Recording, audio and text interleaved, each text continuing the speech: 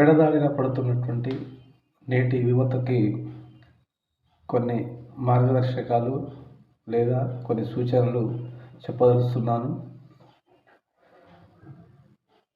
నేటి యువతరం భారతదేశానికి స్వతంత్రం సాధించినప్పటి అప్పటి నుండి ఇప్పటి వరకు యువతదే పైచేయిగా ఉంది. కానీ ఈ రోజుల్లో భారతదేశంలో ఉన్నటువంటి యువకులంతా కూడా మరి వారి యొక్క అమూల్యమైనటువంటి సమయాన్ని మరి తాగుడికి బానిసై సమయాన్ని మొత్తం కూడా దానికే కేటాయించి ఇవాళ భారతదేశాన్ని ప్రపంచంలో ముందు నడపాల్సింది పోయి మరి చివరి స్థానంలో ఉండే విధంగా భారతదేశ యువత ఇవాళ ప్రవర్తిస్తూ ఉంది.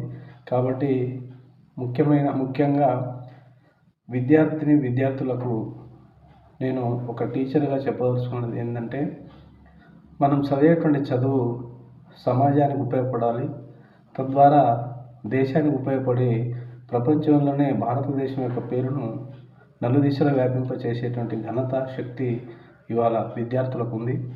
కాబట్టి చిన్న వయసులోనే టీచర్ల యొక్క మాట విని, తల్లిదండ్రుల యొక్క మాటలకు కట్టుబడి క్రమశిక్షణతో చదువుకోవాల్సినటువంటి పోయి మరి తాగుడుకు బానిసై మరి డ్రగ్స్కి, గంజాయి అటువంటి అతి కిరాతకమైనటువంటి ఈ ఔషధాలకు లోనై మరి వారి అమూల్యమైనటువంటి ప్రాణాలను కూడా తీసుకుంటున్నారు. తద్వారా తల్లిదండ్రులకు పుత్రశోకాన్ని మిగిలించినటువంటి వారిగా మిగిలిపోతున్నారు.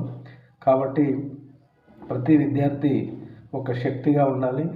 ఇటువంటి చెడు అలవాట్లకు దూరంగా ఉండి మరి తల్లిదండ్రుల యొక్క పేరును తీసుకొచ్చి తద్వారా పాఠాలు చెప్పేటువంటి టీచర్ యొక్క పేరును కూడా తీసుకొచ్చి అన్ని విధాలుగా కూడా సమాజానికి దోహదపడాలని చెప్పేసి ముఖ్యంగా ప్రతి విద్యార్థిని పేరున చెప్తున్నాను. అదేవిధంగా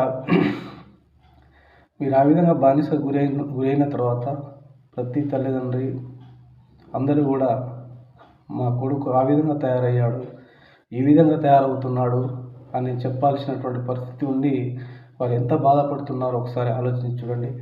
కాబట్టి మీకు చదువుకే కొన్ని వేల లక్షల రూపాయలు ఖర్చు పెట్టి చదివిస్తున్న తర్వాత మీరు ఓ ఇంజనీరో ఒక డాక్టరో ఒక టీచరు ఉండాలనుకున్నటువంటి తల్లిదండ్రులకు ఇలాంటి చెడు అలవాట్లతోనే మీరు వారిని పుత్రశోకం మిగిలించినటువంటి వారు అవుతున్నారు. కాబట్టి ఖచ్చితంగా తరగతి గదిలో